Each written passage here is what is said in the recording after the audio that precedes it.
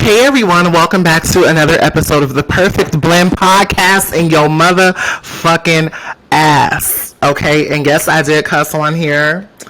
You know, I recently just got into Annenberg School of Communication, so I know I have to watch the cussing. But look, you all like it, right? You all like a little bit of profanity here and there.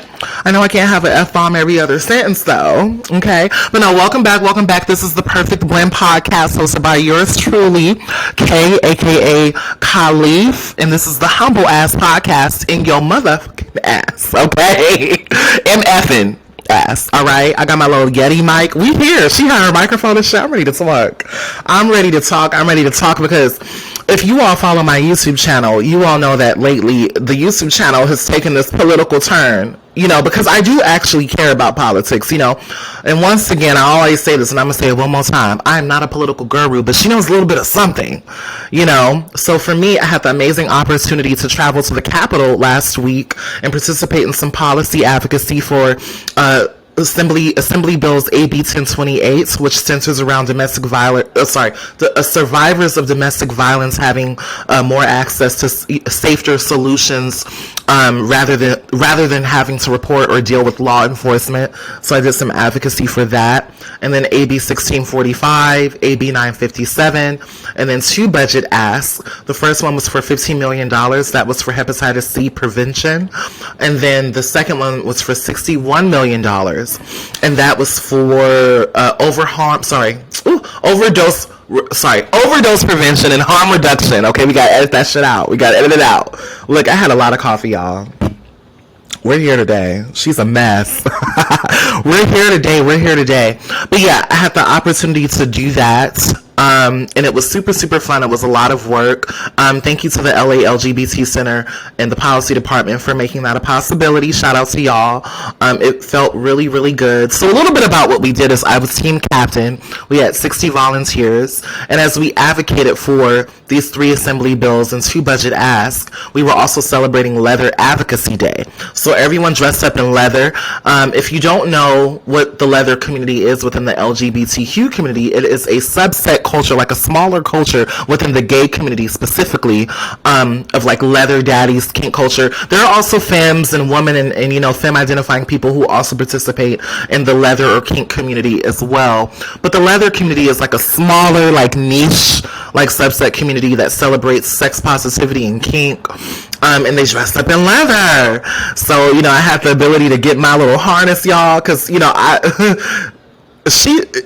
let me not say that. Let me keep it PG for the girls. But I was gonna say she a freak. No, okay. No, but I don't own a harness, nothing like that, so I had to get me a little harness, y'all. So I found this cute little harness that I found on Amazon. Child, it was so cute. And, you know, I had the opportunity to learn more about the leather community and what that means exactly, and sex positivity, and just highlight that within our community. So it was an amazing opportunity. I met amazing people. If the people that I met, it was like lit. Like, we were only out there for 2 days and 1 night. But when I tell y'all, the energy just felt so magical. They had the basketball game. I think it was Sacramento Kings versus some other team, child. But it was a big basketball game out there. So it was super, super fun. And, yeah, it was a lot of work, but it was fun, and I'm thankful for the opportunity. So I just been hitting the streets, y'all. I've been trying to just continue to put my money where my mouth is, you know, because so many times I think that sometimes, even me being a Black trans woman, you know, like, I do have areas of safety, right? Like, I was fortunate enough to complete my degree and so forth, and I try to not let those status things define me, but it does put me in a different place where I'm like, no, like, I still need to advocate for my community, and I don't want to get far removed. Like, no matter how successful I get, like, I went to UCLA and I got into USC, and a lot of people can't say that in this town, and I'm very humble and blessed for that. But it's a duty for me to still stay tapped into community. Like, I participated in Drag March, you know, so it's like, I'm not looking for validation. I'm saying these are things that I'm doing. As I say this, I'm not like seeking validation from others of like, see how I'm an advocate. No, I'm not. And I do understand how it's performative, and I'm totally okay with that piece or that. But what I'm saying is, like, it's important for me to do these type of things so I could like stay involved and stay aware as to what's going on, like on a political level, like literally stay aware as to what's going on with these bills. It's over 400 bills literally being introduced all over the U.S. in various states, literally, that affect LGBTQ rights as a whole. You know, some of those bills specifically, you know, focus on gay men. Some of them focus on trans women, trans people. Some of them focus on drag queens. Even issues of women's rights. You know, we saw what happened with Roe versus Wade. So for me, it's important to have a little bit of that within me as I navigate these different spaces so I can stay tapped in. You know, so that's just something that I definitely try to hold on to. Anyways, we have a fun show. No more of the heavy stuff. Quick check-in. Follow me on Instagram and Twitter at Kaleef Now. That's KALEEFNOW. And make sure, sorry, I'm looking at the time here. Make sure to stay up to date with what I'm doing. I'm trying my best to have my content be more structured, more organized. Yesterday, I even show planned. I haven't show planned in a minute, y'all. So I was like, let me go show plan. I literally woke up early because I didn't have to work yesterday. So I took off the day yesterday and I went to a cafe and I sat there, had my little coffee.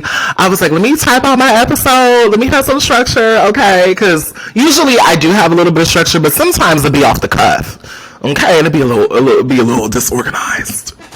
But as an Aquarius, you know, we call it organized chaos, okay? Look, some people thrive better in that, and I think I'm one of those people.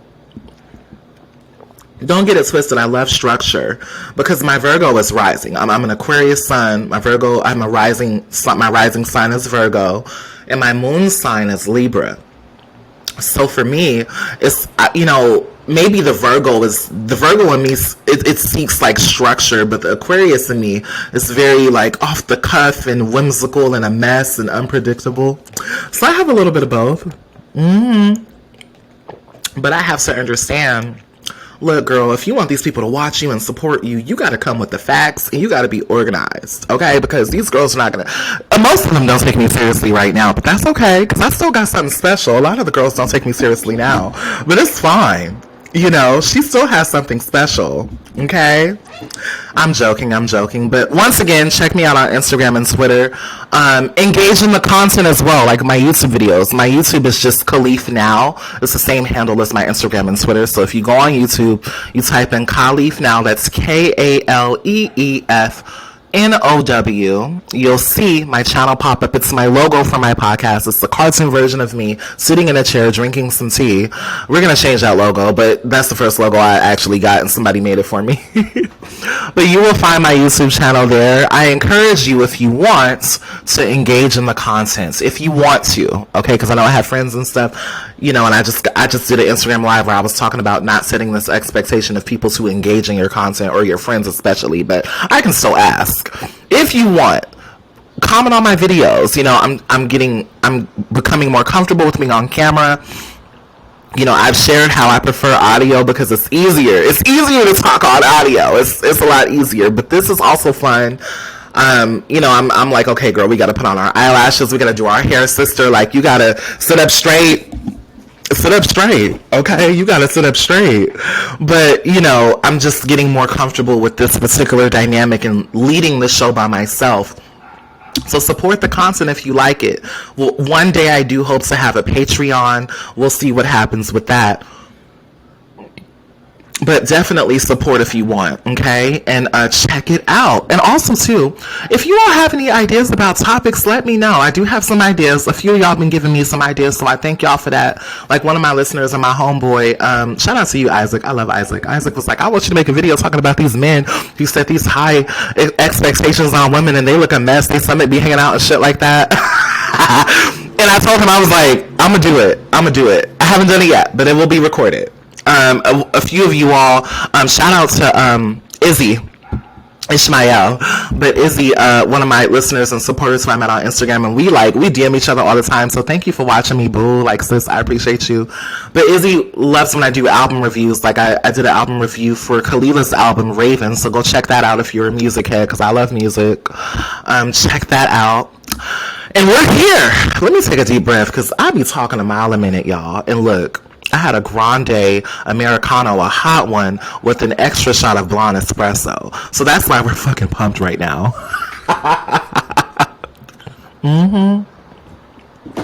It's a lot. It's a lot. But I have a good show for you. All right, really quickly, we're going to start with the Yes Queen Award. I haven't done this in a minute. We're going to do the Yes Queen Award.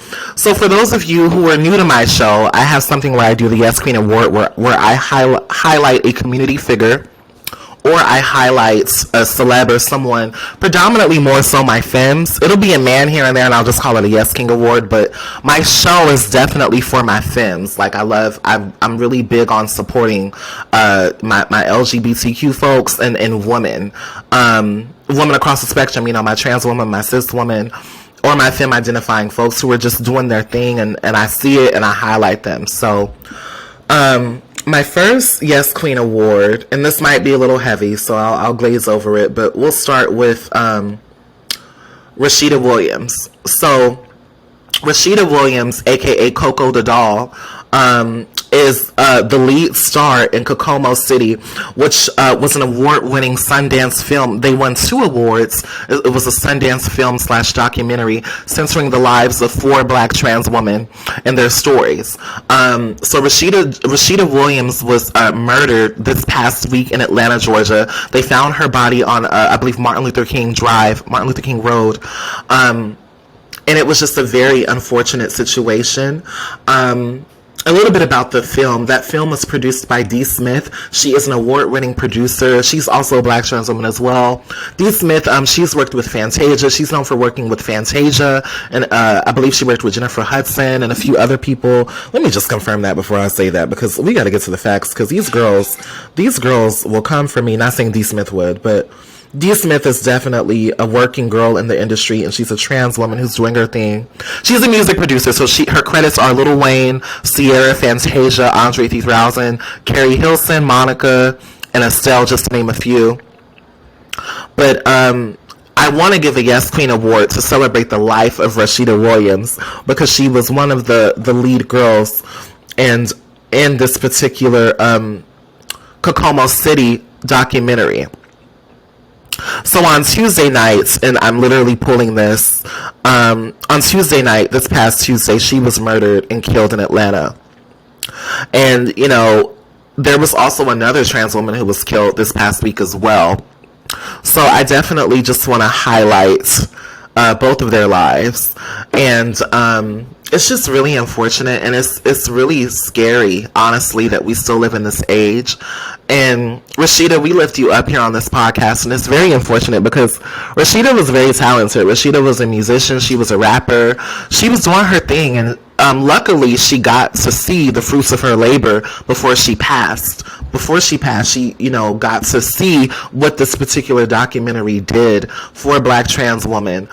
Now, one thing that I want to highlight, and it kind of rubbed me the wrong way, is that I get that people care about the lives of trans women, but we want to be careful to not victim blame, and I'm just going to say this piece of it. Yes, there are trans women who participate in survival sex, and a lot of the women in the film, they were sex workers. A majority of them were. So, in the documentary, they were sex workers, and they were just highlighting what that lifestyle was like and what that was like for them, and how they wanted to change the narrative. They wanted to show younger trans women that you don't have to do that. You have options now, right? Although they still participated in it because it definitely made them money. When we have conversations of sex work, I get that people have different views about sex work, but if someone dies or passes away, we want to, I don't know, for me, it just kind of bothered me reading some of the comments, because there were some people, they were like, well, it's not worth it to deal with the trade. Like, girl, it's not worth it. Like, y'all girls be doing all this stuff. And they kind of start blaming the trans girls for being murdered. And my issue is, don't victim blame, because no one walks into this thinking that their lives is going to be taken away. That what I'm saying is, whether you do sex work or not, when trans women interact with men, what we have to understand is that these men, they really be struggling with stuff. And unfortunately, a lot of us are attracted to cis men, but a lot of men really, really, really, they love trans women. They love preoperative trans women and post-op, but a lot of them, they love the pre-op trans girls, right? So when you're navigating this world, it's difficult for trans women to find employment. It's difficult for us to find stability. So some of us do fall into that particular lifestyle, right? So I understand that. For me, I don't have a history of that. And, you know, luckily for me, I had a lot of options, and I didn't have to participate in sex work. So I can't speak like, oh, I'm a sex worker, I know this. But what I do know is I have homegirls who participate in sex work, and we have these conversations all the time. And even for me, let's say if I lose everything today, I might be susceptible to doing that, you know, although I won't, by the grace of God. But what I'm saying is, like, we want to be careful to not judge, because, like, you don't know why somebody got into that particular life. And it's like, a lot of the girls do it for survival. And sometimes there's not always options. Some trans women don't have family. They don't have nobody to call in an emergency. Like, they don't have people who have their back. Like, and we still live in a very transphobic world. So it's like, I get that we are highlighted more than ever, and there are more options for us. But for some of the girls, depending on where they live, what if they live in a state or a part of the U.S. or a part of the world where they don't have those same options, y'all? Like, there are a lot of trans women who just don't really have options to get a job, and when they get a job, they might be outed for their transness. They get discriminated against. They get fired. I've been in situations like that where I've been discriminated against, and I would be afraid, because I'd be like, damn, like, I lost my job. Like, am I going to have to do sex work? Literally, I've had times like that, and thank God I didn't have to. Like, thank God I had the ability, and I had the ability, luckily. For example, like, I have a history of being homeless. When I was homeless, there were plenty of times where people found out my tea, or they found out that I was transgender, and they would give me a hard time, and I would lose my job. Literally, I got fired from TJ Maxx one time because the manager there, he found out I was trans, and he made a sexual advance towards me. This happened to me, you know, and he fired me. I couldn't do nothing about it, and I was afraid. But luckily, at that time, I lived in a shelter, so, like, they gave me grace, and I just went and found another job, and I was working at every odd job, so I would not have to do sex work, because I just was like, oh, y'all not gonna get me. Because the way that the world works, sometimes it pushes the girls to do it. And I've had times where I was like, girl, do I gotta get on the stroll? You know? And luckily, I didn't have to do that. You get what I'm saying? Because I was like, no, you're not gonna do that. People, and you know, what's hard about being a black trans woman, rather you do sex work or not, and I'm gonna move on to the next Yes Queen Awards. I just want to say this. Rather you do sex work or not, people often stigmatize all of our lives as doing sex work, right? So that's a stereotype that we just can't defeat. But even as I say that, I still don't want to pass judgment on the girls who have to do what they have to do, because some people do sex work because they want to do sex work as well. In some cases, some trans women, it's not just about survival. Some of them want to do sex work, right? So it's like, I get that we have differing views on sex work, but if someone loses their life, like, I just want to be careful of that, because it's victim blaming, and it literally holds the men, like, the men are not held accountable for committing these crimes. And rather you are forced to do sex work, or you're doing it for survival sex, your life still has meaning. Black trans women's lives, and trans women all over, not just the black girls, but all of us, even the gay boys who do sex work, like, our life still has meaning. You know what I mean? So it's like, I try not to pass judgment or victim blame people who go through real stuff, because when you're out here in these streets, shit be hitting you left and right. And sorry for my profanity, but it's the truth. Like, you know, so shout out to Koko Da Doll. We uplift you and we highlight you. I want everyone to go check out Kokomo City. Check out the documentary. Support D. Smith. Full transparency, I have not watched it yet, but I have seen clips, and I will check it out and watch it myself. Next Yes Queen Award goes, or Yes King Award goes to Ralph Yarl.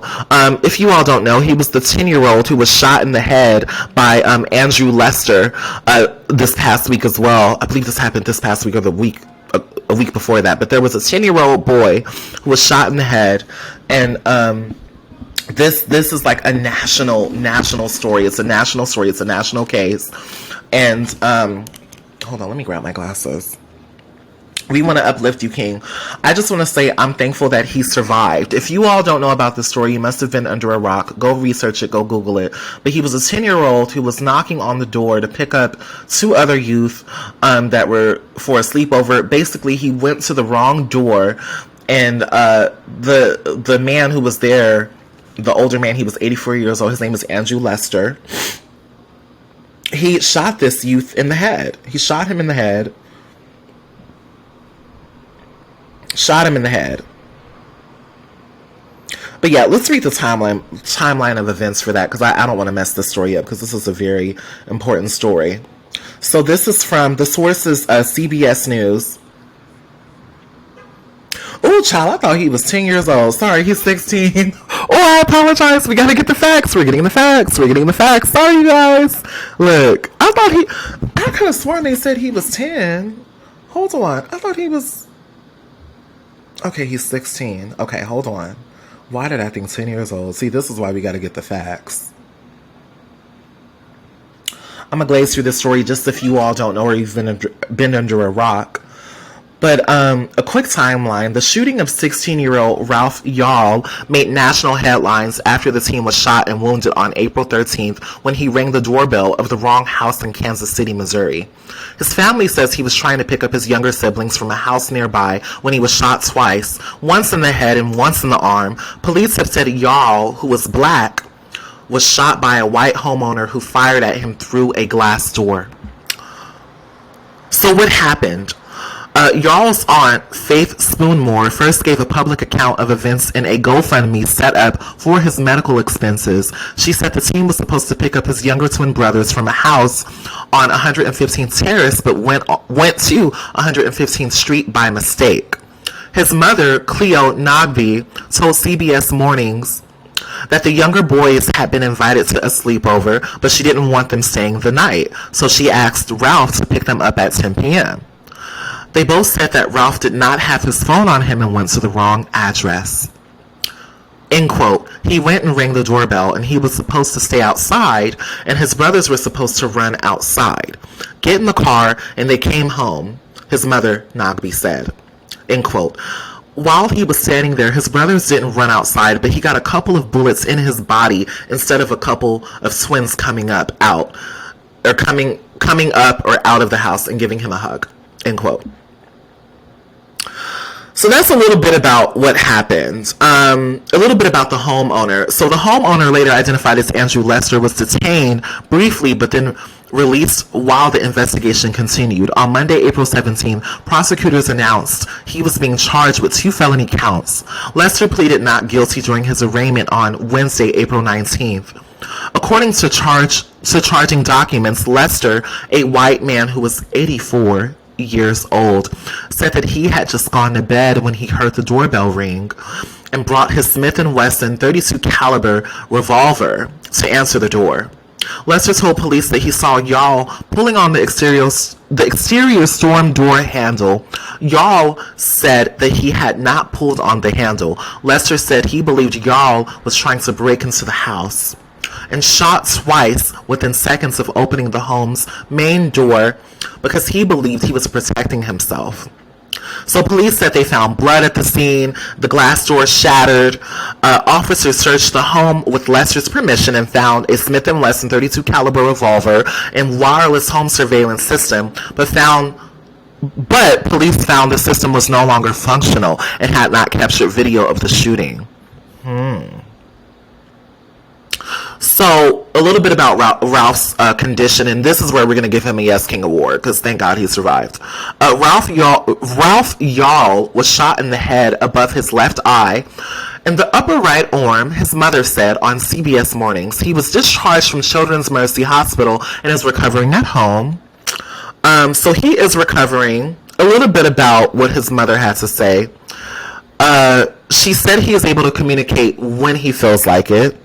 End quotes. The beginning of quote. Mostly he just sits there and stares and buckets of tears just rolls down his eyes. You can see that he is just replaying the situation over and over again. And that just doesn't stop my tears either. Because when you see your kid just sits there and constantly he just tears. Sorry, let me slow down because this is heavy for me too.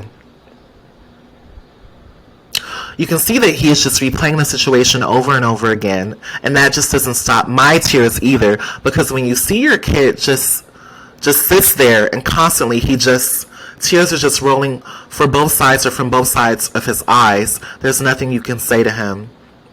So he's currently receiving care, but there was an article launched by ours truly, Love B. Scott, with a little bit about Ralph Yarl's GoFundMe. So I want to uplift you and take a break right now because that was super heavy for my viewers. Let's uplift Ralph Yarl in this country. It's very, very unfortunate what happened to you. So we send our love and our support. Currently, the great news is that Ralph Yarl's GoFundMe has surpassed $3 million, according to our friends at Love B. Scott, following the outpouring of donations. So, this did occur in Kansas City, by the way. And his aunt, Faith Spoonmore, did launch a GoFundMe page, according to our friends at Love B. Scott and The Hill. So far, the GoFundMe has raised more than $3.2 million to support Yarl's medical bills and therapy. And any additional funds will go towards college expenses at Texas A&M University and a trip to West Africa, according to the page. So, Ralph is currently at home with family. He's recovering. So we send you love and we uplift you. We'll give you a Yes King award here on the Perfect Blend podcast. Thankfully, he survived. You know, we all saw what happened with Breonna Taylor, George Floyd. You know, so this is not the first situation that we've seen this particular dynamic occur on a racial level to black men in this country. So yeah, we send you positive energy. Let's move forward. My last Yes Queen award, I'm going to give it to Chloe Bailey. Chloe Bailey is an artist, she's also still a part of the duo Chloe and Halle.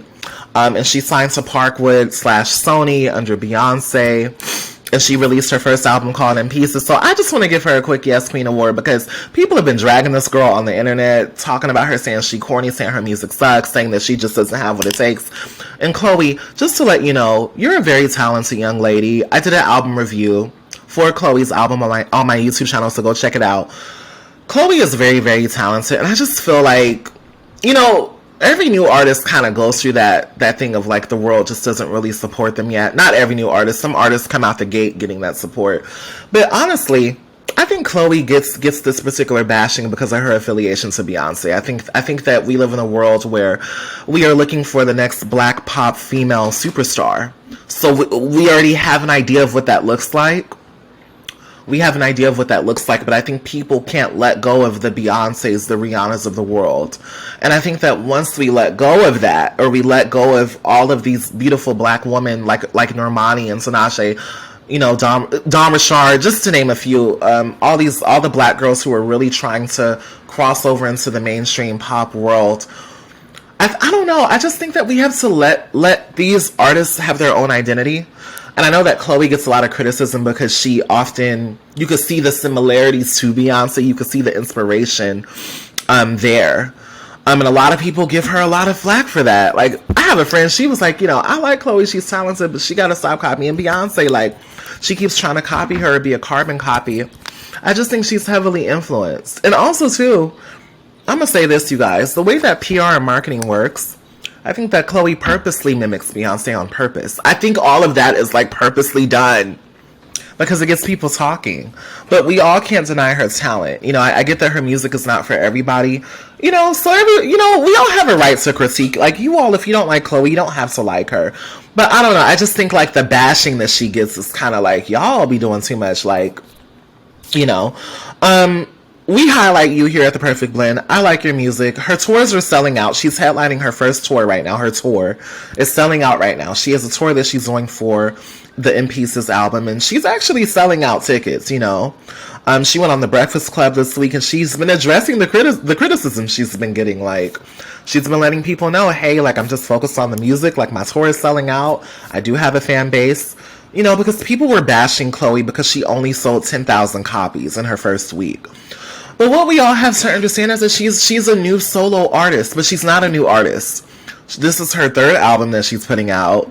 You get me? So Chloe is she's new by herself. You get what I'm saying? So Chloe just has to build her fan base. But people were dragging her. And also they started going in on Beyonce because they were like, if this is your artist, like, why are you not promoting your artist?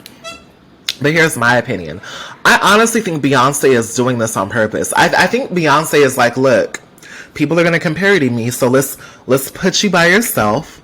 Let's see what you got. Build your own fan base. I'm giving you all the resources that you need. I'm going to give you a tour. I'm going to have you do some movies. We're going to give you a great album rollout. Chloe had a great album rollout. Her album came out. 2 movies dropped. Swarm dropped. Praise This dropped. Chloe had a great press run. She was on Jimmy Fallon. She was on the morning talk shows promoting the album. She just got Breakfast Club. So it's like, Chloe's been getting a good album rollout. And a lot of these girls don't really get good album rollouts like that. So as far as the resources go and the press that she's getting behind the album, she's doing a good job and she's doing her job. Sorry if you hear barking in the background. It's just, we have a lot of dogs in my building, y'all. Shit. Shout out to you, Chloe. Let's get into these topics. Let's see here. Jamie Foxx. So this past week, Jamie Foxx was hospitalized. About 2 weeks ago, he was hospitalized, just to be clear there. And he was hospitalized for unknown medical complications, according to his daughter, Corinne Foxx. Corinne Foxx shared that her father experienced a medical complication on April 11th, one day after he was photographed on the set of the film Back in Action. And this is according to E! Online, so E! News. So he was hospitalized, and here's a statement from his family. Luckily, due to quick action and great care, he is already on his way to recovery. And that was a statement that his family posted on April 12th via Instagram. And they also put, we know how beloved he is, and we appreciate your prayers. And also, too, Martin Lawrence, who was also honored with a Hollywood star on a star, by the way, sorry, not a Hollywood star, a star on the Hollywood Walk of Fame, also shared his support of Jamie Foxx as well. So he also shared that he hears that Jamie Foxx is doing well and he's getting better. And also, I believe earlier today, another story came out that stated that Jamie Foxx, actually, it did come out. I saw it on Instagram when I was scrolling. That he's now coherent and he's awake and he's talking. So, we just want to send love to Jamie Foxx. Because Jamie Foxx is a legend. He's only 55 years old. Not sure of what health problems are going on here. But, shout out to Jamie Foxx. Jamie Foxx has a kick-ass career. He had his own Jamie Foxx show. He's received an outpour of support from Garcelle Beauvoir. She used to play Fancy on the show. Halle Berry also shared her support. So he's been receiving a lot of support. But we really hope that he continues to get better. He's talking. He's alert. His family said he's recovering, so he'll be fine. Shout out to you, Jamie Foxx. Also, shout out to Martin Lawrence here at the Perfect Blend. He got his star on the Hollywood Walk of Fame. Good job. Martin Lawrence is also a legend. I think Martin Lawrence kind of doesn't always get, the props that he deserves, but low-key, to me, Martin Lawrence is kind of in the realm of an Eddie Murphy, of a Will Smith in some ways. He's in that caliber of Black Hollywood male actors, So Martin Lawrence to get a star is such a big deal. Such a big deal. What's her name? What's that lady's name? She played on a thin line between love and hate. Lynn Whitfield. Lynn Whitfield was there. Steve Harvey was there. There were a lot of people that were there supporting Martin Lawrence. So, Black Hollywood, they know what's up. Shout out to you, Martin Lawrence. Let's see, what else went on? Oh, I know it's a good topic. Okay, so I know a lot of people, they've been feeling some type of way about the blue check situation. Okay? Oh, sorry for birthing. Jesus. I had water and coffee. I'm such a fucking mess. We're at 33 minutes of this episode. Hold on. Oh, she can carry this show by herself. Look, this is the Humble Ass Podcast for a reason. I can't wait till I get a team one day. Hold on. Okay, we're here. Whew. We're here. Let me take another sip of water. I just had to gather my breath for a second, y'all. But the blue check situation has had everyone in an uproar. As we all know, on April 20th, Elon Musk took away all blue checks, all of the legacy blue checks on Twitter, right? Because we all know that Elon Musk purchased Twitter for a high amount of money. I think it was like $44 million that he spent to purchase Twitter. And it put him in a deficit to where he's trying to figure out, like, how could I capitalize off of Twitter to get my coins back, right? So his approach was to create like a monthly subscription, I believe for $8.99 for Twitter, for blue checks on Twitter. And that subscription applies to everyone, even individuals with the legacy verified blue checks on Twitter. No matter who you are, all celebrities, Beyonce included, child, everybody, Rihanna, Doja Cat, everyone. So this caused social media to kind of like go into an uproar, because for the people who do have the blue check, you know, they feel like, look, this is a status symbol, girl. Like, I have to fight for this blue check, although they really paid for it, in my opinion, child. I think they ran some coins to somebody, and that's just what I think, child. But some of them probably didn't, you know, because in order to get a blue check, you do have to have some type of notable distinction that you have committed, you know, or sorry, you have had to do something that's notable in society, right? Or online, or in entertainment, or whatever you do. Or you have to be affiliated with something notable. You have to be some type of star, some type of public figure even. Or you have had to produce some type of article within journalism and so forth. You have to kind of be affiliated with someone. So for example, let's say if you're a reality star, you can get a blue check that way. If you're a journalist and you wrote some articles that actually got published, you can get a blue check that way by bylines, right? If you're associated with a network, whatever you do on the network, you can get a blue check that way. You know, there's various ways to get a blue check. Some people pay for blue checks too. They pay a lot of money. I've heard some people pay in between like $5,000 to $20,000 for a blue check. So some of y'all be paying for them too. So let's not act like y'all don't pay for them as well. So a lot of y'all act like y'all don't pay for it when y'all have paid for it, okay? So this has caused a lot of like back and forth, right? So let's read some quotes from celebrities, because on April 19th, Elon Musk announced that he was going to take away blue checks from everyone on Twitter, child. And he said, y'all are going to pay for these goddamn blue checks. And I just want to say that Meta, you know, they're the owners of Facebook and Instagram. So Meta also copied that particular framework or model that Elon Musk have, where they created a blue check subscription system, right, to be verified on Instagram, right? I'm going to share my opinions on that, because look, I would have bought me a blue check, so I want to share my 2 cents on that, because you girls with these blue checks are getting beside yourselves. But I do understand why, like, and before I read the quotes, I do understand why people are getting beside themselves, but it's really showing how, like, how attached people are. Like, people are attached to these blue checks. Like, it's such a status symbol, and like, you guys are like uppity as fuck, you know what I mean? So I just want to say that, excuse my language, but it's the truth. Like, y'all are a little uppity. Like, I get that y'all worked hard for the blue check, but like, girl, like, some of y'all are just doing too much. Anyways, let's get to the comments on these blue checks here. So some celebrities responded to losing their blue check. Halle Berry reacted by posting a video from a 1998 episode of The Tonight Show where she was walking out. And so Halle Berry responded to that. And I think she said something around the lines of like, well, y'all, I lost my blue check. Let's see exactly what Halle Berry said. She just didn't seem bothered. She didn't seem bothered by this whole blue check situation. So she didn't really have a lot to say. She just posted a funny video, you guys. It wasn't like anything that was like, you know, notable. The person who really shook up the table, I'm looking for Halle Berry's quote. The person who really shook up the table was Doja Cat. Because Doja Cat, y'all know Doja Cat is very unfiltered. Doja Cat doesn't care. Doja Cat will give it to you like it is, but she could also be a little chaotic with her opinions sometimes. But yeah, Halle Berry, she just responded by posting this cute video of her walking out on The Tonight Show, basically saying that I'm still here, blue check or not, like, I'm still very much so here. But she just had like a small, like, nonchalant statement.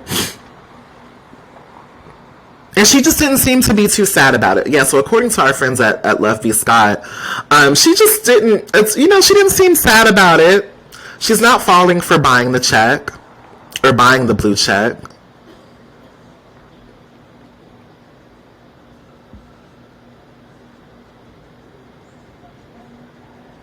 So, according to our friends at Love B. Scott and Uproxx, Twitter has confirmed once more that all accounts that were verified using the legacy program will have their check marks removed. But it seems like these threats didn't faze celebrities. So today is the day, which was on 420, beginning on 420, because of course Twitter is removing legacy verified check marks. To get the coveted blue check mark, you have to sign up for Twitter Blue and face the mockery of everyone who knows you're giving Elon Musk $8 every month for a meaningless status symbol.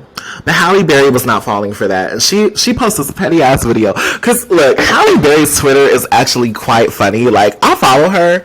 And I don't really follow a lot of celebs on Twitter because I'm more of an Instagram girl. Like, I like Instagram. Like, I get that Twitter is like a powerful tool, but I also feel like Twitter is kind of losing its value, to be honest with you. Like, because TikTok is here. Like, everyone's on TikTok now. Like, Twitter does have great conversation. We know that Black Twitter is ruthless. You know, Black Twitter will get anyone canceled, child.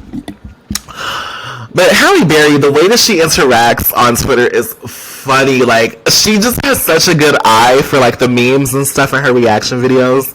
So she put me joining you all tomorrow unverified with a little like heart face, and she put this little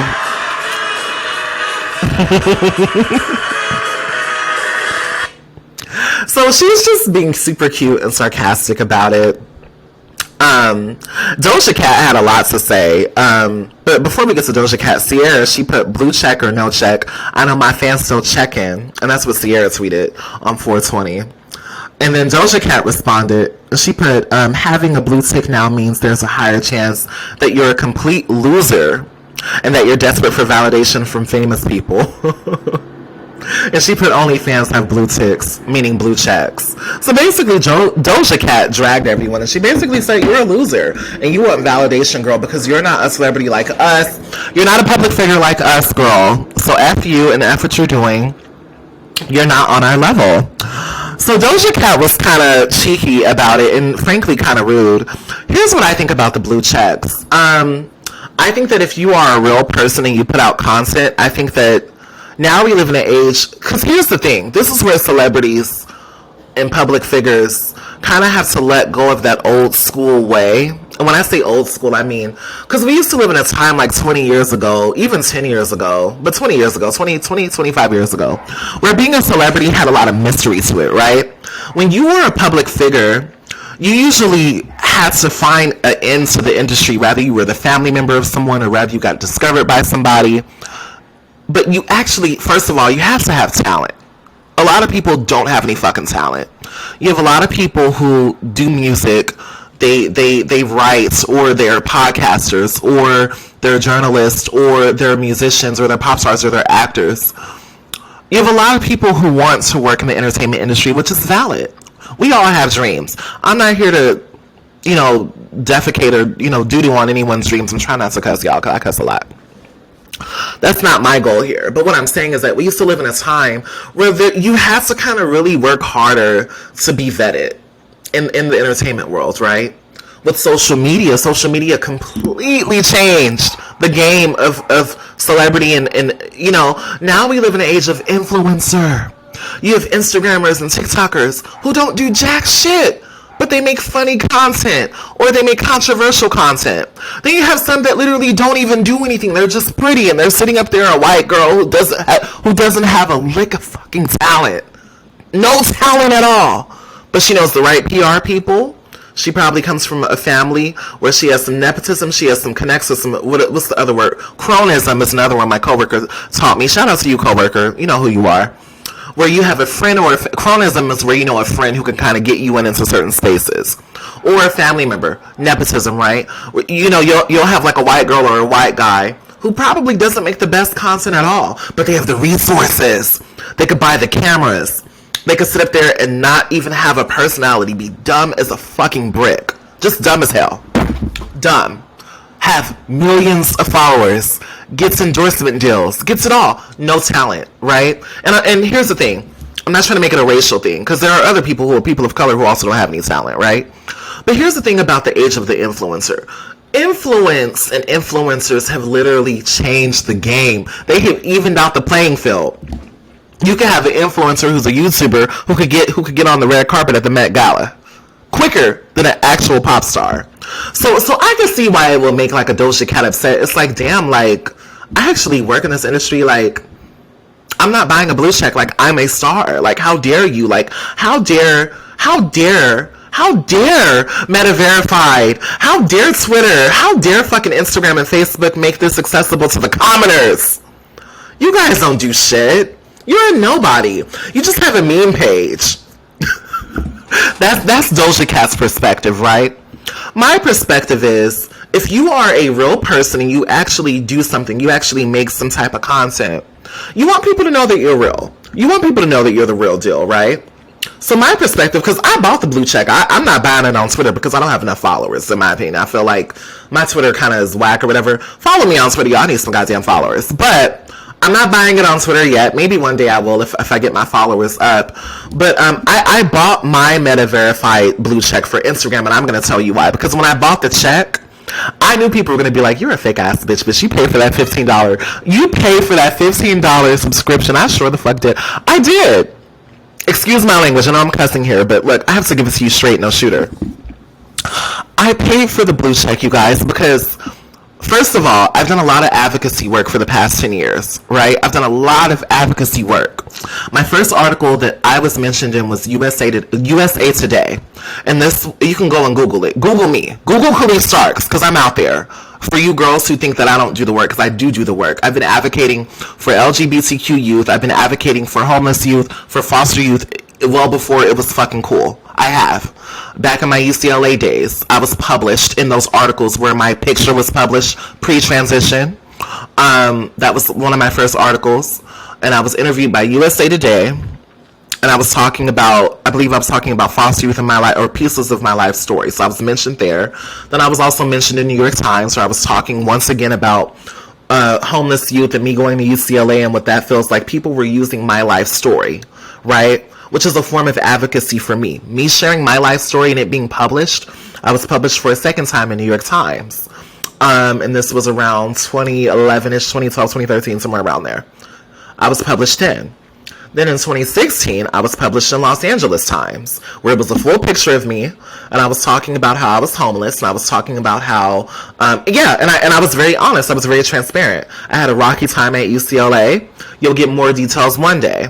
But I had a really rocky time at UCLA, and I was talking about how I was dealing with being homeless after getting into this great school. A bitch was homeless because of some BS that I went through in college, that resulted in me being arrested. You know, look, so my life is out there. My advocacy is out there, right? So for the girls who want to test me, because a lot of people think like, oh, Khalif, like you're fake and you bought a blue check and you're not really real. You're not really doing nothing. You're not really doing anything. Sorry. And I'm just, for me, like, this is where I had to just give myself flowers. And I bought the blue check because I'm like, no, I've been trying to get into this journalism thing and this industry shit since I was 18 years old. I've sat up here. I've given out my life story. I've allowed people to pimp out my life story. And people have never respected my life story, me being a trans person. They never respected my life story. But people will come to me and be like, oh my God, you know, tell your life story, tell your life story. They wouldn't really help me after. They wouldn't pay me for that. They didn't give me any type of incentive for that. No. Khalif Starks has been out there. So that's why I bought a blue check, right? So for the girls who have an issue with me, for the people who have an issue with me buying my blue check, frankly, I don't give a fuck. Because I do the work. So when we talk about doing the work, I actually do the work. So a lot of you buy followers. A lot of you purchase followers. You purchase likes. So, you know, I see all these arguments happening, right? And people are just so bitter and mad about this blue check thing. But, you know, what's so interesting about it is that it evens out the playing field. Keep doing the work. Don't be mad. You keep doing your work. Because here's the thing about the legacy blue checks, or the people who didn't buy the blue check allegedly, because I think a lot of them did buy the blue check, or they had someone get it for them, right? They probably didn't purchase it, but they had a contact. They had some type of they had some type of byline, rather they were published. Not taking away from the work that you've done. But I'm just saying, like, a lot of them, the blue check is a status symbol, and I don't know, like, I feel like a lot of them, they're kind of uppity, no shade, like, for the girls who, like, Doja Cat, and, like, people who are, like, looking down on people who bought the blue check, it's like, we get that you do the work, but like, just watch that. Like, don't be mad because the playing field is being evened out. And here's the thing about the legacy blue check people. You shouldn't worry about that because your work is not going to be taken away. Like, if you are someone who's a content creator, a journalist, a singer, or a producer, a writer, and you got that blue check fair and square, don't be mad. Laugh at us. Don't be fucking mad. Because here's the thing. I feel like Twitter Blue and even Instagram, more so probably Instagram. I feel like Instagram, they're going to figure out a way to tell you who bought that check or not, right? Either they're going to change the color of the check to show who actually had a legacy check and who actually bought their check. Like, I feel like they're going to create a tier. Because here's the thing, social media is a business tool. Twitter, Instagram, Facebook, TikTok, these are business tools for people to get their careers going, for you to be known. So don't be mad about it. Like, Doja, like, sis, like, don't be saucy about it. You're still popping. You still have platinum albums. Like, you're still a pop star, you know? And frankly, let's be honest. For the girls who want to call people out, yeah, people want validation. Get the fuck out of here. It's a status symbol. But there are people who do the work. And for me, I bought the check because I was like, no, I'm going to give, this is really what I've done in my lifetime. Popular or not. A lot of people, even stars, buy followers. People who are signed to these record labels, they go and buy them followers. Y'all remember when Instagram did that big cleanup and they found all the celebrities who bought followers and bots? They literally said that all of them purchased followers because it's a numbers game. It is. People care about the shallow stuff. Let's just be honest. Like, and I'm one of them people where I'm real. I'm like, no, I'm real. But we all are in a way like a part of this microcosm of social media where people do care. There's a little bit of narcissism there that we all kind of deal with, right? So for me, my whole thing is like, if you got a legacy check, like, just keep your legacy check and like eat your food and shut up. Like, I don't know. But I could also see why people are mad. Maybe the fairness of me, I could see both sides. Because let's say if I was a content creator and I busted my off. Let's say if I saved all my money or I saved all my brand deals to save up $10,000 to hire a PR company, and I hired a PR company and my PR company got me into places where my name couldn't go, and I finally got that blue check, and then this program comes out and they're like, oh, you could just pay $14.99. It's such a joke. You know, it's such a joke, but I just think it shows people, it really just shows people how this is all bullshit. Just keep doing the work, get published. No one is taking meaning from your work. Keep doing the work. I get how it's annoying how it could be someone who literally, because not everyone buys followers, because there are people who buy followers. There are, but not everyone does. Although in my philosophy, I genuinely think most people do, because there are some people who I see and I'm kind of like, look, I'm not trying to clock your tea, but I'm gonna leave it there. But here's the thing. It happens because image is everything. Let's be honest. Image is everything. I bought the blue check because I was like, look, I'm giving validity to my work. I'm not popular, but I still do the work. I've been podcasting for 6 fucking years. My first podcast was a freaking flop. The person who I did the podcast with, we didn't have the same creative goal. They wanted the podcast to be about other things that I didn't want it to be about. I'm like, I'm not, you know, we're going to talk about entertainment news. Like, this is what we're going to do. I had a really rocky time in this podcast game because I didn't come into it with a following, right? I literally started podcasting because it was a passion. I was inspired by Kid Fury and Crystal, literally. Kid Fury and Crystal and a few others. This was before Joe Budden popped up. This was before all these people popped up who do podcasting, right? Literally, I was in love with podcasting back in like 2010, literally 2011, 2012, around that era. So for me, I started my first podcast in 2016 and flopped. Came back out in 2019 with my own podcast, and I've been doing it for 4 years, right? It's been an up and down road.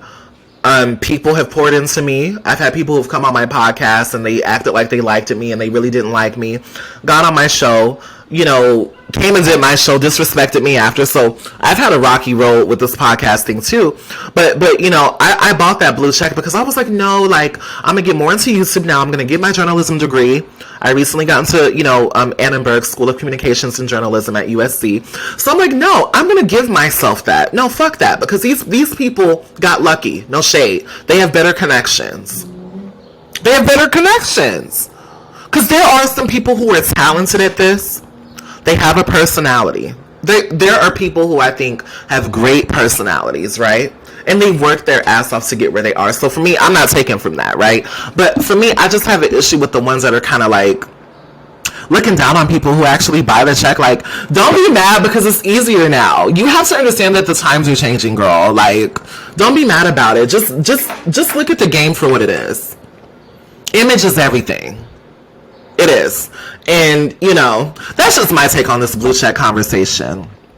So that's the end of part 1 of the Perfect Blend podcast. I know we've been talking for a while, but I have a few more topics that I want to give you. I gotta step away for a second, but you will definitely get the part 2 because I have a lot more to talk about. Look, y'all know I'm a talker, so I hope y'all enjoy this. This was super fun recording on Riverside. Like, it's easier than YouTube. It's clearer than YouTube. Like, I'm like, oh, this is better for me because, girl, I was recording on QuickTime. I wish I was recording on QuickTime. QuickTime is super grainy. Look, I'm trying to figure out this tech stuff, but shout out to my homie Xavier, who was like, girl, go to Riverside. They could do this. But this was super, super, super fun. This is the first leg of my latest podcast episode. This is going to be my 70th episode of the Perfect Blend podcast. So, wait, are we on number 70 already? Because we're on season 5. So we're on season 5 of my podcast. Sorry for burping into the mic. Jesus, that is so disgusting. I should have pulled the mic away. I'm a mess. Look, I've had water. Okay, so I will be back with part 2. This is part 1. I hope you all enjoy. Come back to me because we have a lot more to talk about. A lot more celebrity gossip to talk about. Things that are going on the blogs and stuff like that. And y'all know I love a central topic, right? But I hope you enjoyed part 1 of episode 70. This was super, super fun. And I will catch y'all later. Bye.